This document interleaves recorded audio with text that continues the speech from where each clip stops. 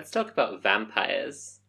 El Greco's painting Christ Blessing depicts Christ with his right hand raised and two fingers out, the typical gesture for a blessing, a neutral expression with subtle hints of something more meaningful and introspective looking right at the viewer, and his left hand on a magic ball, which I guess is where Jesus gets his magic powers from. The cover art for the Dungeons & Dragons expansion Curse of Strahd shows the vampire Strahd looking down at the viewer from slightly above eyeline. Even though he's sitting down, he's looking down at us. His right hand is raised with two fingers extended as he debonairly discards playing cards onto the floor, a common visual metaphor, second only to chess pieces for aristocratic games of political intrigue. Blessings that could turn out to be a curse. Curses that might become blessings. In his left hand he holds a glass of what you first read as red wine, but of course you know really isn't. It's the sacred source of his magical powers. This similarity is a striking visual lesson in how we depict vampires, if not on a level with God, then at least as powerful as God in human form. This conflict comes up again and again. On the one hand, vampires, on the other hand, the faithful.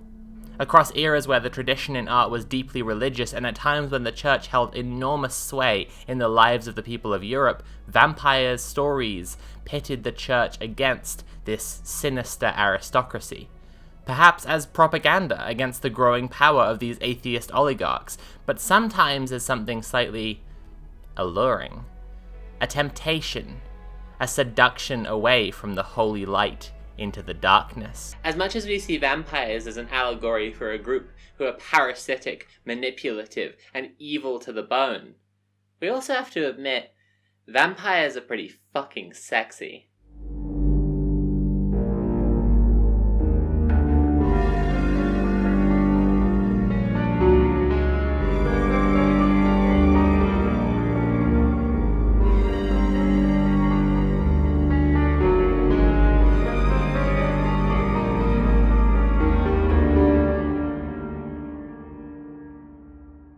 We're about to get into a history of vampire stories, but I think there's an important caveat I should provide first. We are not here to pretend that culture follows one cohesive narrative. Culture is not a monolith, but rather comprises the infinitesimal actions of individuals. Some following discernible patterns, some influenced by the material, others by the ideological. Vampire stories do not come from one single origin point, nor do they follow one simple path. My mission in this series is to examine what monster stories mean, why we tell them, and where they come from, not to construct a Campbellian conspiracy theory of culture that sees all vampire stories as intrinsically the same and tracks them back to one historical moment. There are, in fact, lots of myths of evil cannibalistic undead from around the world with no clear connections that would suggest a common cultural lineage. The problem, as is observable in modern vampire stories, is that you will rarely find a pale, undead, immortal bloodsucker who has an affinity for bats, mist, and wolves and fears sunlight. But instead you'll find lots of myths. One about a pale undead who's come back for revenge because he wasn't buried properly and now sucks the life force from people. Another about a seducer with bat wings who comes in the night. Another still about a nocturnal, owl-winged woman who drinks the blood of unsuspecting prey, and so on, and so on. Every story has its own cultural context and meaning, and comes to take on new features, and with them, new meanings as culture evolves. This is why I'm personally a little bothered by vampires are rich people, but we'll get back to that properly later. Vampires or vampire-adjacent monsters truly pop up everywhere. In Norse mythology there's the Draugr, in Jewish folklore Estries were owl-winged, bloodthirsty female demons. In Australian Aboriginal folklore there's a blood-sucking monster called a Yaramayahu, which ambushes victims to drink their blood and slowly turns the victim into one of them. But it isn't a bat or even a bird, it's a kind of a little red frog guy. In Native American folklore there are some vampire-adjacent monsters. Algonquin folklore has a cannibalistic immortal creature that was human until it committed a terrible sin like cannibalism and was condemned to wander eternally, eating every person they find until they are killed. In Navajo culture there are stories of skinwalkers who turn into animals at night to prey on humans, can hypnotize people by looking at them, and can only be killed with certain special weapons. Maori culture has another vampire-adjacent myth, the Patupairehe, These were pale, super strong, immortal beings who lived in invisible villages and preferred to eat raw food because they feared fire. They could also apparently control mist and fog, and only came out on misty or foggy days or at night because the sunlight could kill them. In this story, however, they are an immortal race of creatures rather than former mortals. Chinese migrant laborers during the Qing dynasty who died far from home were transported on a rig made of bamboo that carried them standing upright and bouncing slightly, giving rise to a Chinese vampire myth called the Jiangshi, a hopping vampire who would feed on the qi of the living. It was the corpse driver, a mythical necromancer who was the especially fearful figure in this story, who would magically bind the hands and legs of the Jiangshi and prod them to make them hop all the way home. This, of course, bears some comparison to the zombie myth of Haitian folklore, where a necromancer would resurrect the dead to work eternally as slaves. You can apparently deter a Jiangshi from chasing you by throwing handfuls of rice and salt at it, which brings me to a point. European and American vampires don't hop, nor are they deterred by rice and salt because different things are different, and though Jiangshi and vampires have been identified as cultural equivalents, like all stories, they carry different meanings. The vampire myth is extremely mutable, and some of this has to do with how many cultures have independently invented a very similar idea. We could go vampire hunting in indigenous folklore for creatures that fit some or even all of the features of the modern Western vampire, but ultimately this would be anachronistic. It would be applying an ill-fitting template onto vampire-adjacent myths of the past. But let's just do that anyway, for fun. In the Sumerian king list, Gilgamesh's father is supposedly a Lilu, a kind of spirit that eternally wanders the plains. This species of spirit is Lilu when masculine or Lilitu when feminine in the Sumerian and Babylonian tradition. It also has associations with owls, and though it's unclear, partly because of translation, partly scarcity of data, and partly because the culture of these stories spans enormous gulfs of both time and space, but it may be a shapeshifter who can become nightbirds or even bats. This, although debated by archaeologists, may cross over with Ereshkigal, the Sumerian queen of the underworld, who is depicted as a woman with owl wings and feet, and who may be the subject of the famous Queen of the Night relief, although some scholars argue this depicts Lilith, the original wife of Adam before Eve. Some versions of the Jewish tradition see Lilith as having become the queen of all evil and a blood-sucking demon responsible for crib deaths, although to me, that just sounds like Adam taking the breakup really hard. Either way, we may appear to have the first vampire myth. The Hebrew Bible mentions Lilith once and identifies her with owls, though the Dead Sea Scrolls talk about Lilith in the plural as a type of entity, which would track with the idea of Lilith coming from Lilitu. But something interesting happens here with the transformation between the spirit species Lilu and the singular entity Lilith, especially with their shape-shifting powers, and so sometimes Lilith is depicted having a male and female form, and some Jewish scholarship also argues that Lilith was the snake who offered Eve her forbidden fruit in the Garden of Eden, and I don't know about you ladies, but that sounds hella sus to me. So the first vampire was a transgender lesbian who spat in the face of God, married the devil, and is responsible for infant mortality.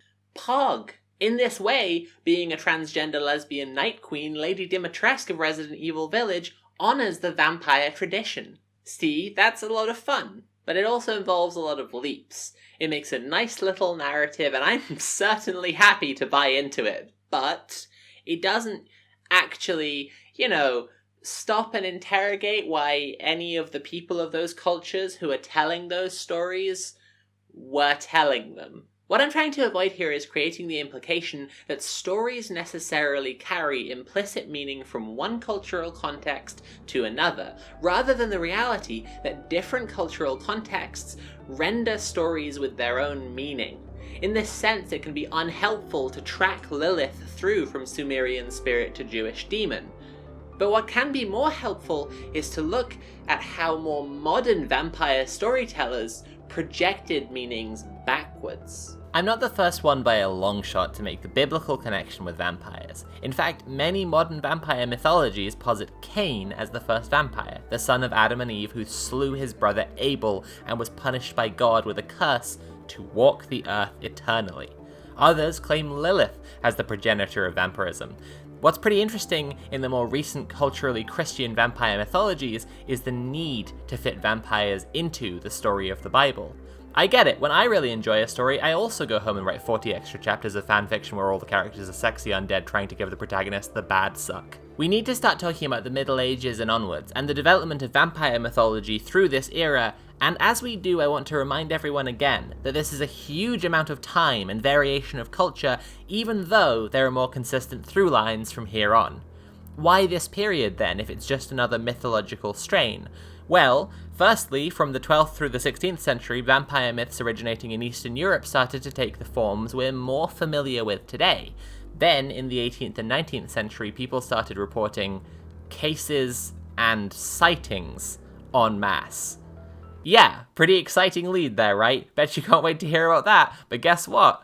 We're going to talk about Jesus more first. As before, storytellers prefer to see vampires as a cohesive part of their religious view as antagonists, rather than a separate form of superstition, and as such, vampire-like demons appear in King James's 1597 dissertation Demonology. A Romanian, at the time Wallachian prince in 1652 passed laws guiding people on how to deal with Strigoi, the myth that would later be the basis for much of Dracula. Voltaire even has writing about vampires. There was a whole-ass theological debate in the Catholic Church about vampires not decaying and how it bore similarities to saints, which had to be ended by the literal, actual Pope writing in 1749 basically, guys, please chill out. Vampires don't exist. That comparison, though, between the undecaying bodies of saints and the undead bodies of vampires really does put them on a level, or at least a near level, with the corporeal holiness of Christ. I have to say, if they would just reboot the franchise with Jesus as a transmask goth vampire hunter, Christianity would get a lot more subscribers. Your sins are forgiven. If we can take one thing from the volume of proto-vampire myths we discussed before, even though they have their own meanings and cultural context, it's that just as many cultures invented stories of what happens to you after you die, many cultures have also come up with evil, life-draining undead, and at some point it seems inevitable that Christians would try to fit vampires into their mythology too. Okay, but what's all this about vampire sightings? Vampires aren't real. You'd know if vampires were real, wouldn't you? If there was something preying on the people around you, you'd know, right? In one of the earliest cases of a vampire sighting, a Serbian peasant called Peter Plogojevich died in 1725, and within 8 days, 9 other people had first grown weak and weary, and then died. According to accounts, the others who died said that Blagojevich rose from his grave to strangle them in the night just before they died. Now to all this you might say, Sophie, isn't this obviously just a spate of tuberculosis cases? To which I would say, isn't that just what a vampire would want you to believe? These Serbian peasants weren't taking any chances. They even asked an imperial provisor to come down and witness them drive a stake into Plagijevich's heart. According to the provisor's report, when they dug him up, Peter's hair and nails had grown, and there was blood around his mouth, and when they staked him, more blood came out of him. And yes, the body had only been dead for a few days, and yes, it's a common misconception caused by the shriveling of corpses that hair and nails grow after death. And yes, coughing up blood is a common symptom of tuberculosis and other diseases that infect the lungs and throat, but what if that was just what a vampire would want you to believe? These peasants weren't taking any chances, better to burn the body and be done with it! And what about Arnold Paul, the Serbian soldier who said he'd been plagued by a vampire but had cured himself? He had an accident and broke his neck, and within a month of his death, 4 people started saying Paul had come back and was plaguing them, and then all of them dropped dead. So the villagers, convinced there was a vampire in their midst, dug Paul back up, and when they opened the coffin, his hair and nails had grown long, according to the villagers, and he was covered in blood and red like he'd been feeding on the blood of others. according to the villagers. And when they drove a stake into him, he struggled and shrieked like he was still alive, according to the villagers. It's worth noting that this all happened within a year of Blagojevich's case, in the same part of Serbia. But 6 years later, in a village of only 40 people, 17 people died in only 3 months during the winter, after illnesses of varying lengths. Antoine Augustin Calmet, a French monk writing in 1751, part of that theological debate about vampires I mentioned earlier, wrote in his analysis of the case that they discovered at last, after much search, that the defunct Arnold Paul had killed not only the 4 persons of whom we have spoken, but also several oxen, of which the new vampires had eaten, and amongst others the son of Milo. Upon these indications, they resolved to disinter all those who had died within a certain time, etc. Amongst 40, 17 were found with all the most evident signs of vampirism. So they transfixed their hearts and cut off their heads also, then cast their ashes into the river. Good job, guys. Nailed it. Vampires? Dealt with. What a relief. It stands out to me that during the Middle Ages in Europe, a popular way to deal with disease was with flowers. The so-called miasma theory was that good air from the flowers drives away the bad air of disease. However, of the wild flowers you could pick to drive off diseases, there are worse choices than garlic, which contains allicin, a broadly antimicrobial chemical. Across Europe throughout the 1700s and into the 1800s, people were gripped by a vampire mania, with many more vampire sightings and bodies being dug up and in some cases staked, and by the end of the 19th century it had spread to America. In 1892, a woman called Mary Eliza Brown in Exeter, Rhode Island, contracted tuberculosis. From her, 3 of her children, Mary Olive, Edwin, and Mercy, all caught it as well, and when Mary Eliza, Mary Olive, and Mercy all died, members of the community began to believe that a member of the family had been a vampire who was preying on the others. Mary Eliza's widower, George, gave permission to exhume the bodies, perhaps in the hope that it would provide a cure for his still-alive son, and when Mercy, age 19, was exhumed, her body was not decomposed to a degree that satisfied the community, so they decided that she must have been the vampire. Following the recommendations of folklore, they cut out and burned her heart and liver, mixed the ashes into a tonic, and gave the tonic to Edwin, who died anyway because it was tuberculosis, and not vampires. This story is particularly noteworthy as being an exciting appearance of vampires in the New World, and was sensational to the Edwardian press. H.P. Lovecraft, who also lived in Rhode Island, mentioned the Mercy Brown incident in one of his short stories, and Bram Stoker based the character of Lucy Westenra on Mercy Brown. I hope it's clear by this point that vampires have not just served as a metaphor for disease, but have inspired mass panics because of the association.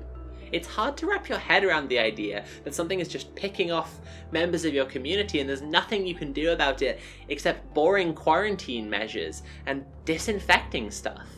But if you're hiding from vampires and purifying the undead, it's a bit more exciting, right? In some cultures, pouring boiling water all over a grave is a way to get rid of vampires. That might even be where the holy water association comes from. And in some vampire myths, the bodies of the dead bloat and swell as they transform into the monster. And so, some cultures practiced stabbing and staking the bodies of the dead to stop them from swelling. It's easy to imagine that exhumation and posthumous staking of corpses are the actions of ill-informed, superstitious peasants. But even today, there are people who believe that 5G towers cause coronavirus because blood-drinking elites want to infect and control people, and that only exposure to uranium or drinking bleach and horse dewormer can help. It's worth noting that the most famous and earliest cases of European vampire sightings came from the same area of Serbia at the same time. And what was going on there at that time? That area had just been temporarily annexed by the Austrian monarchy. A whole bunch of people living with other people who they weren't familiar with, under a foreign imperial power who they had no particular reason to trust, turned to faith and superstition for their answers. That sounds familiar to me. As Fritz Leiber put it, there are vampires, and not all of them suck blood. When Leiber wrote that, he was introducing the idea of a psychic vampire who feeds off of the essential life force of people around, interestingly similar to the Jiangshi or Chinese hopping vampire we mentioned earlier. If you have a myth that, as myths often do, represents a social force as a corporeal character, inevitably that character is going to become more literally associated with the people who behave in a predatory way. I don't know about you, but I sure am glad that vampires have moved into the realm of popular fiction, and those frenzies of vampire sightings and stakings that were left behind in the 1800s. Well, nearly all of them. In 1970, there were a series of vampire and ghost sightings around Highgate Cemetery in London. In particular, two men called David Farrant and Sean Manchester got a lot of publicity for reporting to news outlets that they had seen spooky things in the cemetery. The news took their reports and made them even more sensational. First there was a vampire, then a vampire king, then the vampire king was practicing black magic. Farrant and Manchester were both clearly inspired by the attention. And then they started desecrating graves. In August of 1970, police found remains of a corpse that had been dug up, decapitated, and burned. A local paper interviewed Sean Manchester, who said, "These same Satanists that desecrate Highgate Cemetery are disciples of the evil one, the vampire, and intend to spread the cult in the hopes of corrupting the world." In the increased patrols in response to the incident, the police picked up David Farrant near the cemetery carrying a stake and crucifix. Not to be outdone, Manchester apparently went with a group of friends and a psychic to find the vampire in the cemetery a few days later, and went as far as opening a coffin lid before leaving some garlic in the tomb and deciding against it. Farrant and Manchester's rivalry continued for decades, spurred on by media attention. At one point, there were even rumors circulating they were going to meet on a Friday the 13th for a magician's duel, which sadly never happened. Truly a tragic loss to comedy. Eventually, Farrant was jailed for desecrating graves in the cemetery, although it's not really Farrant and Manchester I want to focus on here, but rather the media. The British press are well known for being parasitic scum who should be tried for crimes against journalism. Was that too direct? Oh well, it's true. After ITV broadcast initial reports of a vampire sighting in 1970, a full-on swarm of people invaded the cemetery, even with police trying to keep them out. I think it's pretty interesting that of the Highgate vampire's appearances in pop culture, the Buffy the Vampire Slayer comic explicitly turns it into an emotional vampire, feeding off people's trauma, parasitically draining victims of their emotional energy to make itself grow. The 1970 vampire hunter mob is an obvious precursor to the kind of weaponized unreality that we experience today. It's an example of the press wielding probably more power than they realized that they had in that situation. Obviously, Stephen King's most famous vampire story is Salem's Lot. But the one I think that's worth thinking about here is a short story called Night Flyer. In Night Flyer, a photojournalist who works for a sensationalist true crime magazine flies from place to place, taking pictures of the grisly crime scenes of what turn out to be the victims of a vampire. When the vampire shows up in the final act, he gives a very Green Goblin energy, "We are not so different, you and I, Spider-Man," speech to the protagonist. On its own, Night Flyer is a little edgy. But when you consider it next to the Highgate vampire, or as I say, the general news media landscape we see in front of us today, it becomes a lot more poignant. At this point, I'm going more by each meaning of vampire stories rather than a history, because in the modern era, there are too many stories to make a clean history of. Okay, now, if we're going to talk about a class of people who are most comparable to parasitic, blood-sucking vampires, it would obviously be people who write for WatchMojo.com. And as a close second, rich people. Vampires are an incredibly fitting metaphor for the ruling class. At time of writing this, if you die without a will in Cornwall, everything you own goes to Prince Charles. That's a real actual law in effect now. There are articles about what he does with his intestate earnings. Vampirism is also a very handy metaphor for capitalism. Capitalism is, after all, an expanded form of landlordism and rent-seeking, and what is more parasitic than the systemic violence of charging people money for things like food, housing, healthcare, water? Again, writing for WatchMojo.com. Famously, even Karl Marx used the metaphor of vampirism at various points in Das Kapital, saying, for example, "Capital is dead labor, which, vampire-like, lives only by sucking living labor, and lives the more labor it sucks." I agree, Carl. Capitalism does suck. One of the more comprehensive allegories for capitalism that modern culture has produced is the tabletop role-playing game Vampire the Masquerade, and more specifically its best video game adaptation, Vampire the Masquerade Bloodlines. There's more I could get into, and VTMB truly deserves a deep and thoughtful analysis, but if I were to give examples, it would miss the forest for the trees. Here's an example. In VTMB, when the prince wants you to do something and you refuse, he thralls you, which functionally looks like him sternly saying that you will do it and you agreeing against your better judgment. It's parasitic, it's abusive, it's creepy, and it's exactly what it feels like when people with more money and power than you, who are used to getting their own way, tell you what to do. However, as good as that example is, it's better to talk about the game as a whole. Capitalism isn't a singular entity, and as an exploitative mode of production, it forces people to exploit one another. And that's what's so clever and powerful about the whole world full of vampires in VTMB.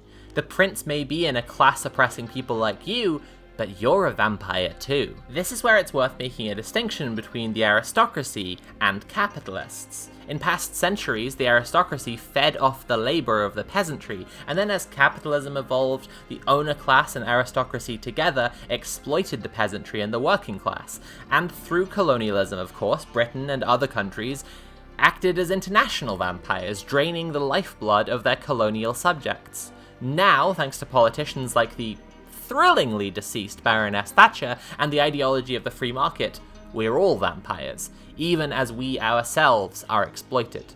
That's why VTMB works so well to examine our modern condition. At this point, the take that the rich and ruling class of vampires is considered played out. Too obvious to really get anything interesting from. Edgy. But I personally think there's more that could be squeezed from this perspective before it's completely dry. I think we can start to get at the core of vampire storytelling from here. All language is metaphor, and when I say the rich are vampires, I'm trying to describe an idea with the metaphors I have available to me. Yes, it might seem a little obvious, but maybe that's because we currently see vampires as a caricature of someone who is abusing their power. So, statements like, the rich are vampires, the Watch Mojo staff are vampires, landlords are vampires, politicians are vampires, are, in a sense, circular. Even the idea that Cain and Lilith are the first vampires informs this perspective. Cain is the first murderer in the Bible. Lilith is the first person to trick another person. Or at least that's what Adam will tell you. That snake woman tricked my innocent, heterosexual wife into eating her fruits. Alright, mate. It's always worth remembering that myths shift and change in meaning over time. Remember the Patu Paerehe I mentioned earlier? The spooky pale forest people of Maori folklore? Well, after the Maori people first encountered white colonizers, a different word started appearing for Patu Paerehe. Pakehakeha, which, if you know any Maori, bears a striking resemblance to the word Pakeha, which means white people. Whether the one word informs the other or vice versa, the fact that they made a connection between this folkloric boogeyman and white colonizers is clear. And, white people being the vampires that we factually are, some white people have tried to claim that this means that there were Aryans on Aotearoa before Maori people arrived. Which is really fucked up. Don Brash, suck my fucking dick. My point is, the cultural context of the time and place should never be forgotten, and our modern vampires aren't the same as ancient vampires, either in all their features or in deeper meaning. After all, there are some ways the vampire myth has been used historically that do get a bit uncomfortable. Vampires, as we already covered, became in folklore a kind of mythical cover for plague and disease. At the same time, they became associated with a sinister power behind the scenes in the European aristocracy. Well, in medieval Europe, a whole lot of people had a group of people they thought were behind the scenes controlling the European aristocracy, and to blame for the literal plague too. We really have to talk about vampires and anti-Semitism. A huge element in medieval anti-Semitism was the conspiracy of Jewish ritual child murder, also known as the blood libel. According to the anti-Semites, Jews were kidnapping children to murder them and drink their blood. Why? Well, you see, Jews suffer from internal rot and hemorrhaging, like a sickly or even undead person, and the only thing that keeps them alive is feeding on the blood of Christians. It may not always be said explicitly, but this anti-Semitic myth casts Jews as literal vampires. The blood libel has a horrible associated history, with many cases of children who went missing in European countries being blamed on Jews, and as a result, scores upon scores of Jews being imprisoned, put on trial, and even burned alive. To be clear, the part about Jews being vampires is also said explicitly. The Franklin forgery was a speech spuriously attributed to Benjamin Franklin, railing against Jewish immigration to the US, popular among anti-Semites and Nazis in the 1930s. In it, Franklin is falsely described, saying, "Because they are vampires, and vampires cannot live on other vampires. They cannot live among themselves. They must live among Christians and others who do not belong to their race." And now, too, modern anti-Semitic conspiracy theorists in the QAnon movement claim that elites are killing children to harvest their adrenochrome, or in some cases, literal blood. In the more acceptable conspiracy theory presented to people who are more likely to balk at extreme, explicit anti-Semitism, these elites are the leaders of the liberal political parties. But in the more central QAnon narrative, those leaders are all controlled by international Jewish money, and in some versions, the leaders are secretly just Jewish themselves. Even Dracula has a pervasive anti-Semitic undertone. Count Dracula is never described in the book without mention of his aquiline, read, hooked nose. And in general, the story draws its horror from the wellspring of fear about shadowy foreign aristocracy infiltrating the imperial core and subverting good British Christian morals. In Vampirism and the Degeneration of the Imperial Race, Stoker's Dracula as the invasive degenerate other, Monika Tomaszewska writes, "Whereas Stoker's evaluation of Van Helsing and Morris may be seen as slightly ambivalent but quite positive, his portrait of Dracula is unequivocally negative. The Count is depicted as a reversion to the primitive races of mankind, Lombroso's atavistic criminal defined in The Criminal Man as a relic of a vanished race. Among his ancestors, Dracula enumerates the CKs and the Huns, emphasizing proudly that in his veins blows the blood of many brave races who fought as the lion fights." This is as good a time as any to talk about what Dracula is actually about.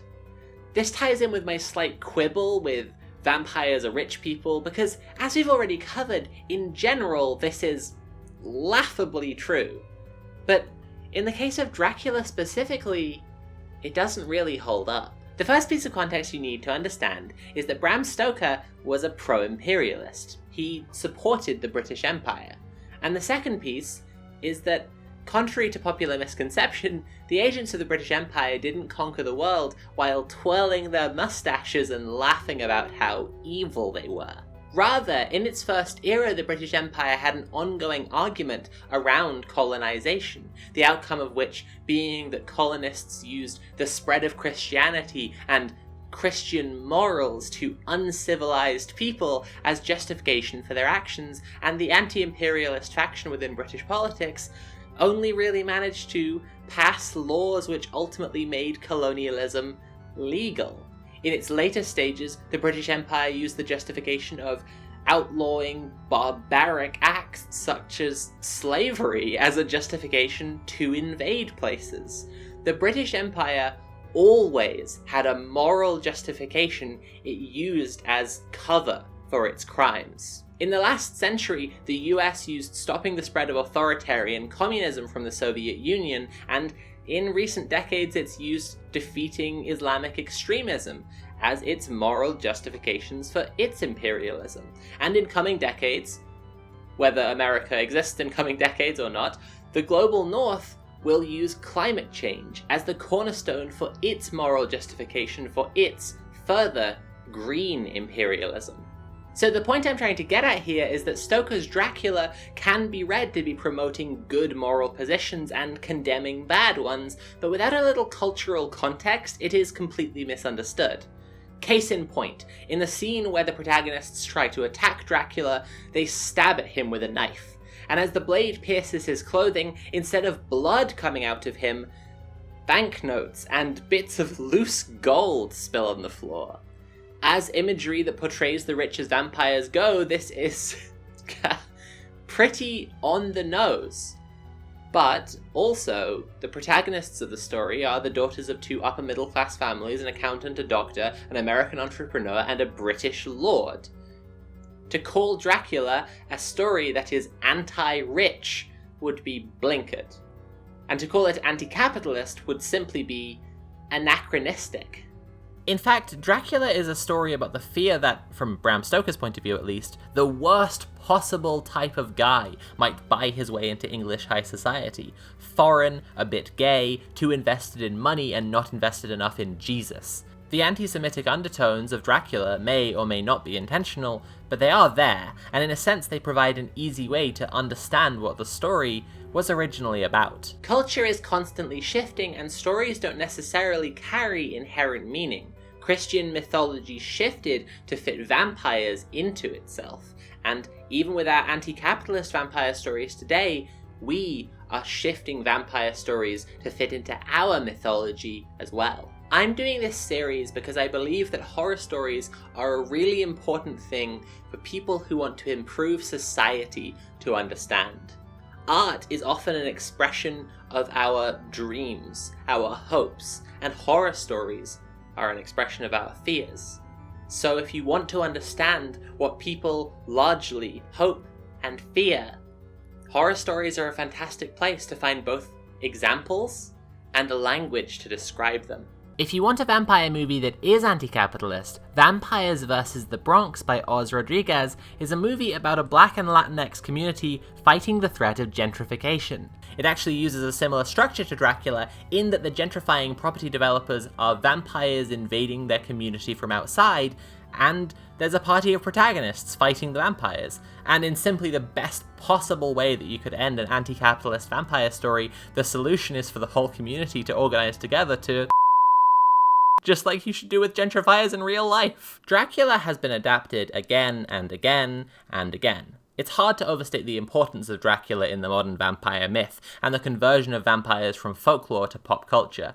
Carmilla by Sheridan Le Fanu is a vampire story that predates Dracula by about 30 years, and by the time Carmilla saw its first film adaptation, there were already 3 film versions of Dracula. John Polidori's story, The Vampire, is 50 years older than that, and has its first film adaptation under development right now. Of the various adaptations of Dracula, I like Francis Ford Coppola's version titled Bram Stoker's Dracula the best. When you're researching for a script about vampires and you watch 10 different Draculas, the best possible adaptation is the version that treats the story itself like a folk myth the audience is expected to already be familiar with. The lavish and evocative set dressing and costuming of the film could be compared to Sassetta's paintings of the life of St. Francis, a story that all viewers would already understand, and so the painter chooses to make the painting heavily stylized, giving the viewer just a more interesting experience of the story. I've seen so many Draculas at this point, and across all of them, I can remember some silly gibberish that I thought was stupid in Moffat's, and that one shot in Count Dracula where Dracula climbs the castle wall because it's fucking terrifying. But I remember so much of Bram Stoker's Dracula because it was just so visually striking from end to end. The other thing that's so good about Coppola's take on Dracula is that despite the horror and fantasy elements, it is largely transformed into a romance. Perhaps rather than despite those elements, it would be better to say it uses those elements to take the audience into a perspective that feels alien and inhuman, and find the beauty in it. Dracula is recontextualized as a character tormented by loss and grief, who has forsaken God in his despair, and ultimately exists only to once again find love. It has a delightfully romantic view on the way that love feels bigger than one mortal lifetime, the way that love feels like it needs the space of eternity to truly breathe. In Our Vampires Ourselves, a book on the evolution of the modern vampire mythology, author Nina Auerbach writes, "When he offered his repulsive self for our worship, Dracula gave us more than a smell, an accent and bloodlust. He propagated vampires and vampires whose tastes were less specialized than their masters. Before Dracula, vampires embodied forbidden ideals of intimacy.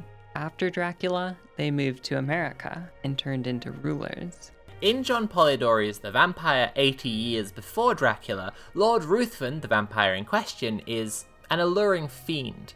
Unlike Dracula, he isn't described as physically repulsive, but he is a scheming, sinister figure infiltrating high society to prey on the unsuspecting aristos, which is, yeah, kinda nasty. Ruthven is the original, suave, upper-class vampire, and his game is all built around the rigid social norms of the society in which the story is set. While the story itself isn't erotic or even focused around the vampire seducing the protagonist, Ruthven certainly does, as Auerbach puts it, embody forbidden ideals of intimacy.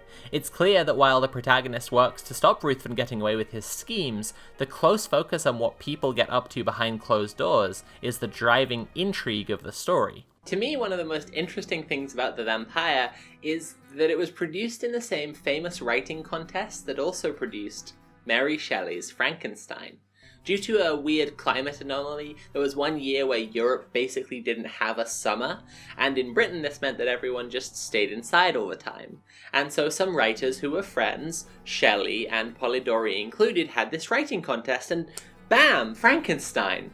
Bam, The Vampire! And from that, all popular vampire fiction, including Carmilla, including Dracula, including Twilight, and The Vampire Diaries.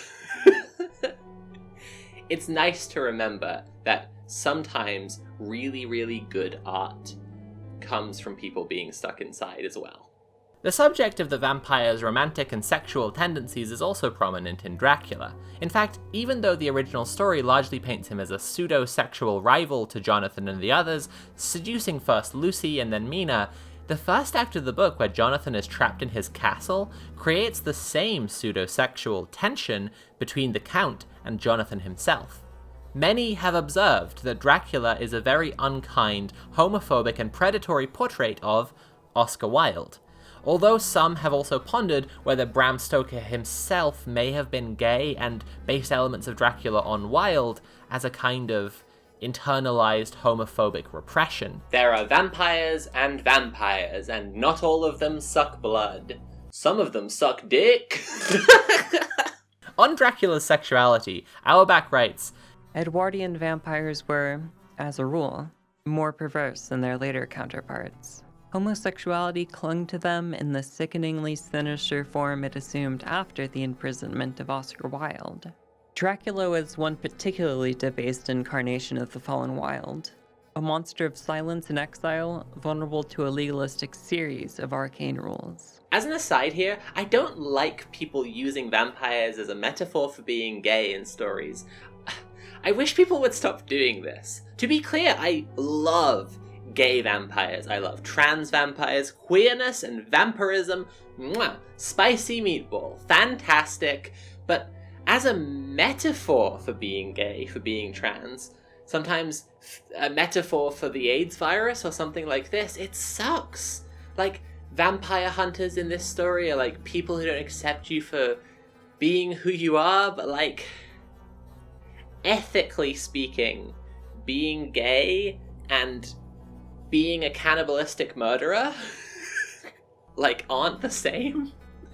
Please write more stories where people are gay vampires, and please stop writing this mess. Before Dracula, vampires in popular fiction were charming aristocrats, using and abusing the rules of Victorian society to do what they wanted. Of course, this kind of romantic vampire still thrives today, but before Dracula came in and made vamping all political, vampires were just beautiful, sweet, sinister, manipulative, lovers. And before Dracula, they were also lesbians. Carmilla, by Sheridan Le Fanu, is a story about a young woman who is being seduced by a lady vampire, who appears in her room in the night and puts her mouth on her breast. No, officer, that's just what the story says.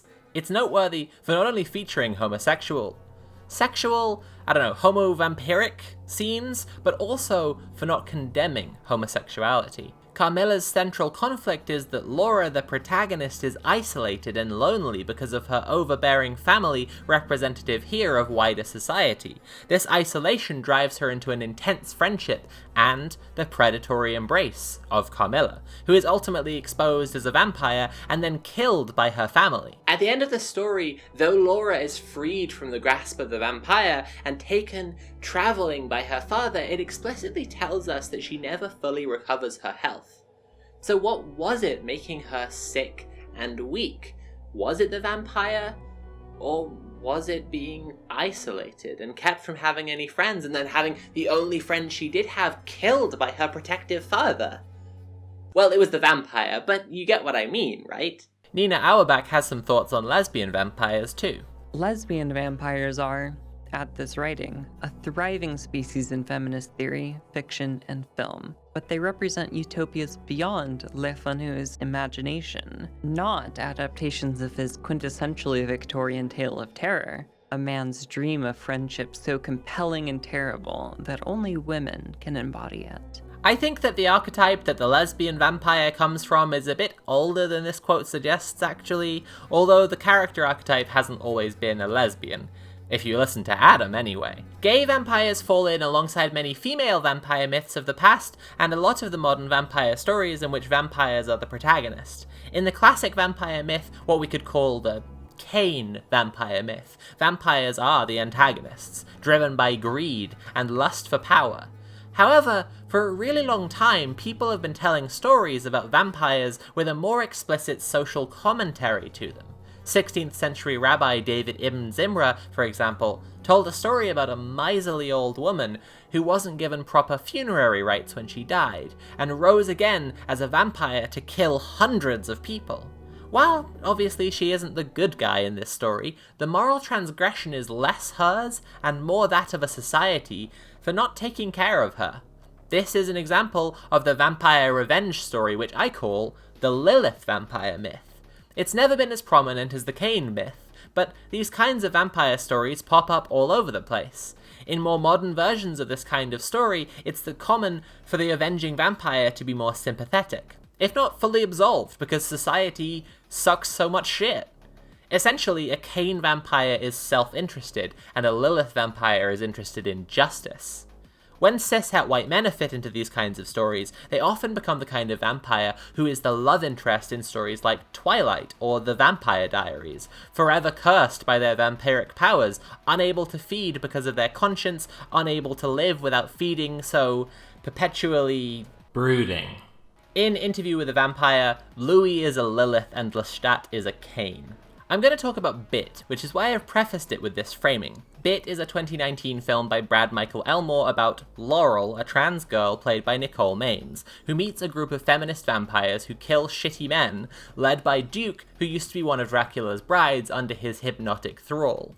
After Laurel becomes one of their group, things begin to unravel as it becomes more and more apparent that Duke is, well, a Cain vampire.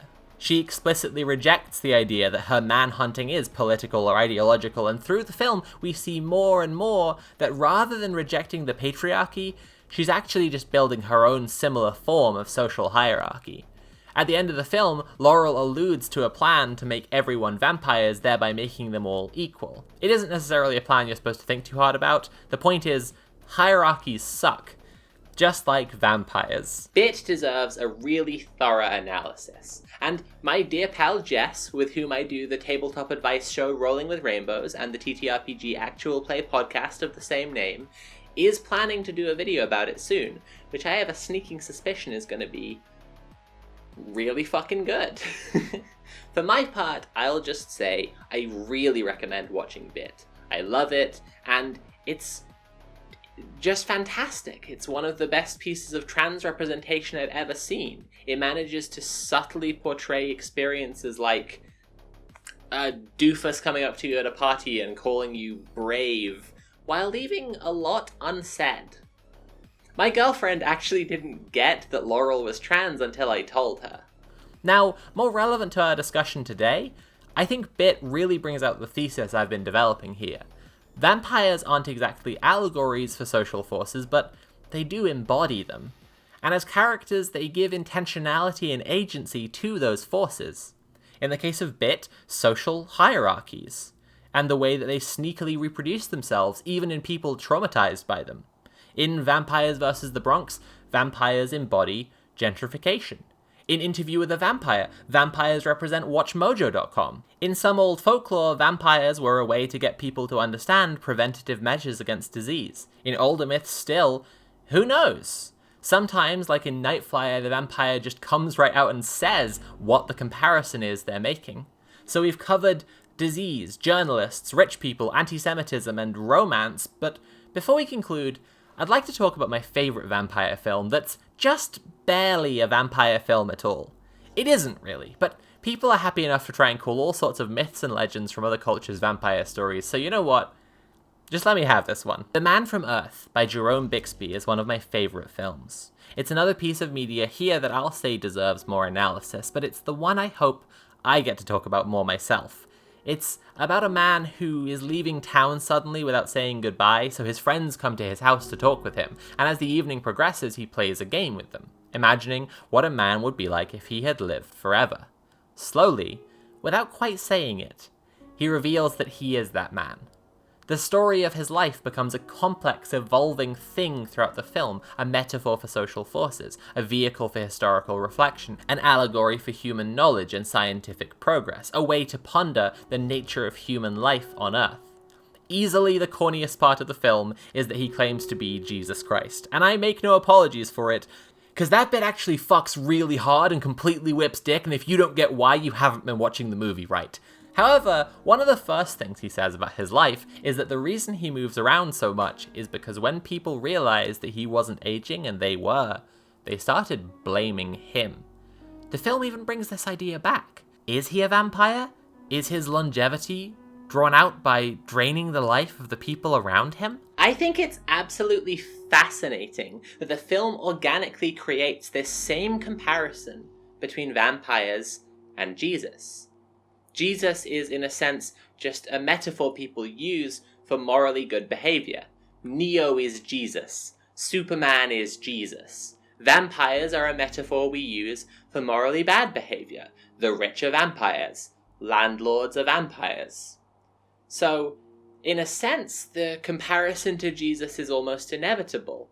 If a person lived that long, sooner or later they would get some people together and try to make the world a better place. And so, Jesus is what a person would do if they lived for a really long time and they were a good person. And vampires are what a bad person would do if they lived that long. Live in a castle, hoard wealth, abuse people. I think it's really interesting that so much of what makes a modern vampire has to do with being invisible. They don't show up in mirrors or on tape. They only come out at night. They can control the mist or turn into animals. When I look at a vampire, I see a shadow that isn't really there. If I were trying to answer why we tell vampire stories, I would say that the human brain is really good at recognizing patterns and really bad at attributing the causes of patterns to systems rather than people. We made up a guy to get mad at. The most human impulse of all. Vampires aren't the rich. They're the shadowy, illusory figure between the rich.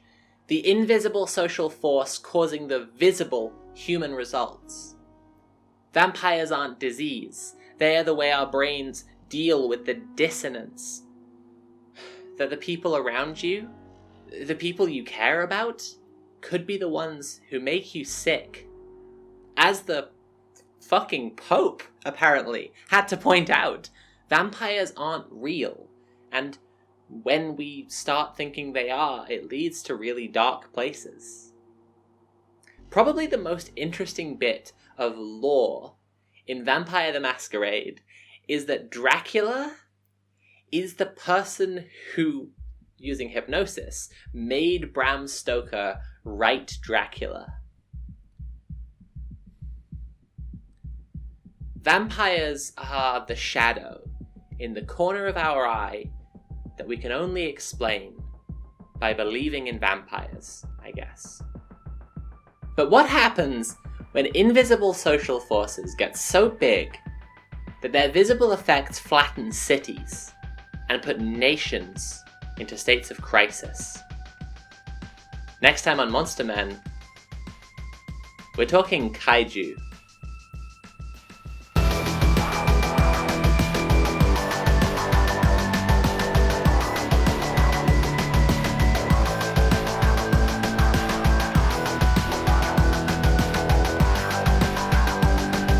I'd like to thank Molly Noise for the incredible music that she makes for my channel, including all the music you heard here, as well as Mildred, Jack, Tim, Sean, Lily, and Jess for reading quotes in this video, my patrons for making this all possible, and you, the viewer, for watching all the way to the end. If you'd like to support my work and become a patron, head over to patreon.com/curiovids and give me $2 or more than $2 if you want to see videos like this early. If you want to hear episodes of the Rolling with Rainbows podcast early, you can also pledge $3, and for $5 you can join my Patreon Discord. I've also started making monthly unscripted ramble videos just for patrons, which I think has been a lot of fun so far. This video was about 9 months of work, and I'm really happy with how it's come out, and the direction that I'm able to take Monster Men as a series in general. And because of that, I just wanted to say again how incredibly grateful I am for everyone who supports me. I have plans for a video about the Forgotten City next month, and then we're starting Resimania, my big series about Resident Evil. So the next Monster Men episode won't be out for a while, but I'm already so excited about it. And I hope you are too. Okay everyone, remember to hang garlic on your door tonight, wash your hands, evict your landlord, and what's another vampire thing? Listen to my podcast. Shit, fuck. Bye for now.